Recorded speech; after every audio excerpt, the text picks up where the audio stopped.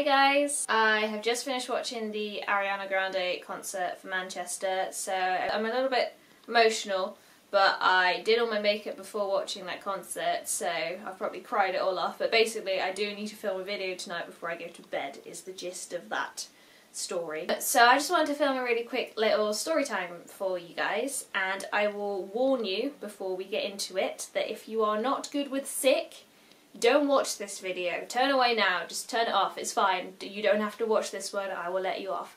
Because the story I'm about to tell you does involve quite a lot of actual vomit. Back in January, my friend Kira came up to London to watch Wicked for her birthday, and I went with her, and we had a really nice day. I got the day off work, so we spent the day going around London, we watched Wicked, and then we went out for dinner, and everything was fine. It was a really lovely day. And then I took her back to Paddington Station to put her on the train back home, and I just started feeling a little bit not right. So we were looking around the shops in Paddington Station just to sort of pass the time before she got on the train, and I could just feel myself, I felt like I was going to faint or something. I just did not feel good at all. So I went out and I was like, I'm just going to see if I can try and find a toilet. So I didn't tell her at this point that I felt really bad. So I walked out of the shop and I started looking around for a toilet, and there wasn't any where we were. I could not find a toilet at all. And then once I was out in the cool fresh air again, I felt a little bit better. So I was like, you know what, it's fine, I can go back in, I can go and find her.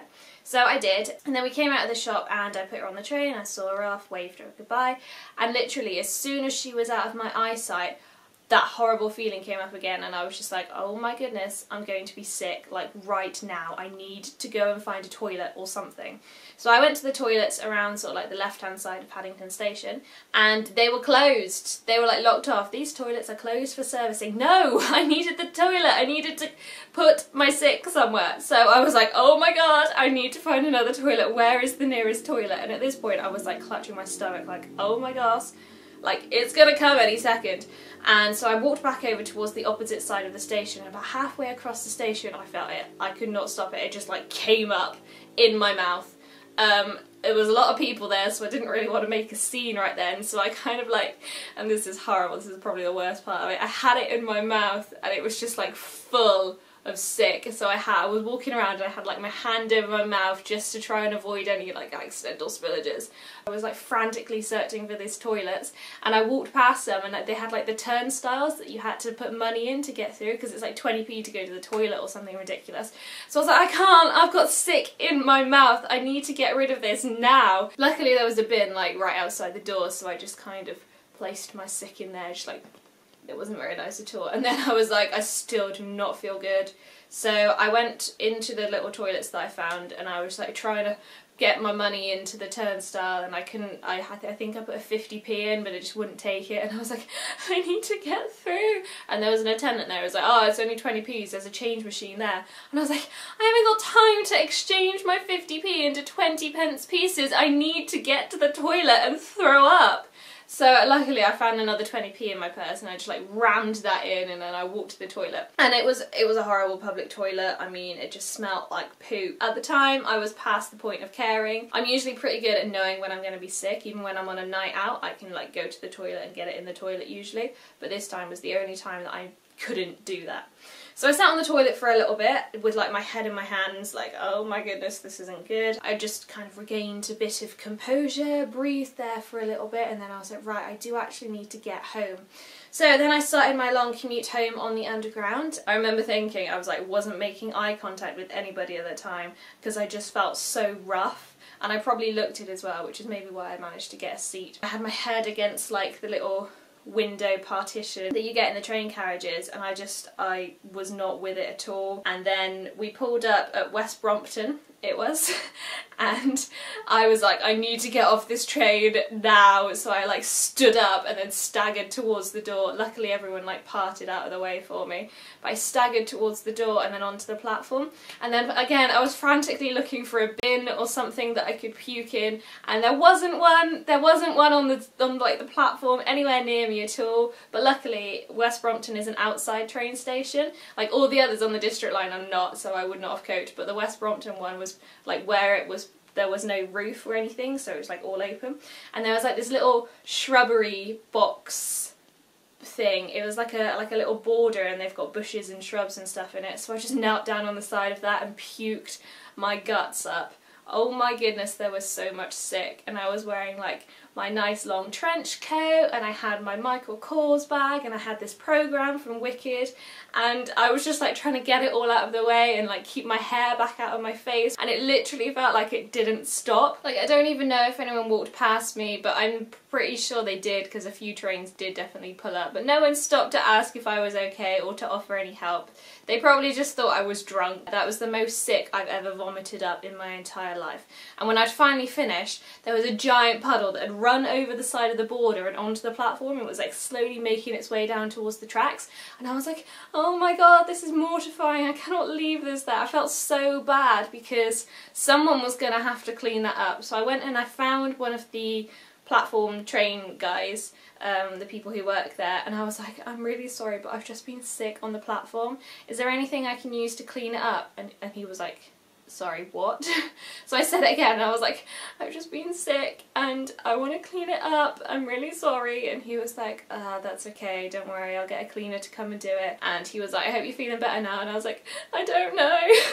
And he was like, okay, well, do you need anything else? And I was like, no, I'm just gonna go home. So I went and I got on the next train that came, and I went back home.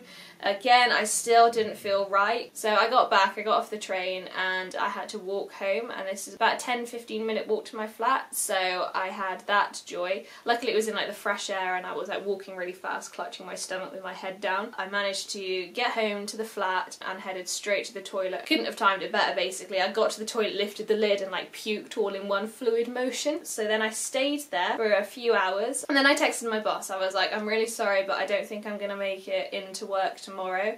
I've literally just been sick in Paddington and West Brompton, and as soon as I've got home. And she texted back and she was like, oh my goodness, no way, I have not stopped throwing up all afternoon either. And I was like, seriously, we're both throwing up our guts uncontrollably? And she was like, yeah, maybe it's that pizza we ate, because on the day before we ordered a pizza into the office, and we'd all eaten this pizza and had like quite a lot of it. So she texted the other girls who'd eaten the pizza, and they were completely fine.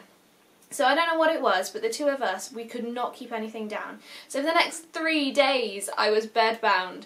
I couldn't get out of bed for 3 whole days. That was the worst illness of my life, and because it's the first time I've been ill away from my family and away from my parents, there was literally no one here to look after me. So I had like the wash it up bowl next to my bed, and I was just in bed trying to get as much sleep as possible, because when I was awake I was throwing up, despite the fact there was nothing left to throw up. I couldn't keep anything down, barely even water. Like if I did like a fairly normal glug of water, I would just puke it back up again within 2 minutes. Mum got really worried, bless her, so she rang me and she was like, how are you feeling? And I was like, I feel awful, Mum.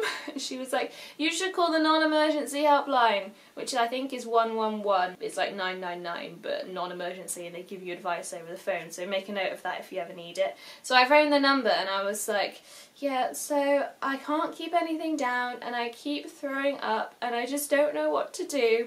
So the woman on the phone, she was great, she was really nice, and she was asking me all these questions, and then she basically just told me to get as much rest as possible, try and stay hydrated as well, so drinking little sips of water as and when you can. She told me to, every time that I was throwing up, to make sure that I kept everything clean and kept washing my hands afterwards and disposed of the sick as soon as possible, so to avoid passing it on to anybody else, but there was no one else here to pass it on to. I didn't know what time it was, I didn't know what day it was, I was just sleeping on and off for 3 days. The area manager, boss person, kept messaging me like, when are you coming back to work? And I was like, I can't, I'm so sick, I don't know if I'll be well enough tomorrow. I went back into work, it was a Saturday, and I basically went in because a woman needed a loan, and I was like, I don't really want to be here, but I came in for you. This woman, the customer that wanted the loan, she was like, oh, are you feeling better? And I was like, no, not really. And she was like, oh, well, if it makes you feel any better, I've been having a little bit of a cold too. And I was just like, Susan, this is not the same thing. I do not care that you've had a bit of a cold, okay? I've puked my guts up for the last 3 days. And the mortgage advisor, she was like, oh my god, Tash, you look awful. Bearing in mind, I usually wear makeup to work, and I went in with no makeup at all. They were like, you look really skinny, and I was like, Yeah, because I haven't eaten in 3 days. I literally haven't managed to stomach anything. It was awful. But we knew it wasn't the pizza, which was strange. And my manager, she was off for quite a while as well. And she was the same as me. Every now and then she texts me like, I feel awful. And I was like, me too. So at least I wasn't suffering alone. I had someone else who was suffering alongside me, I guess. But it was weird. I think eventually we found out that it was the neurovirus. So if you hear anything about that, just run for the hills. Run for the hills. I apologise if this has creeped you out or made you kind of a little bit queasy yourself, but I thought I'd share it with you because who doesn't love a good story time? Oh, I've got like a really sweaty lip. I hope I haven't been sweaty all for the entire video. Oh, that would be so annoying if I had a Sula for the whole video. I'm gonna go to bed now. So thanks for watching, guys, and I will see you in my next video. Bye.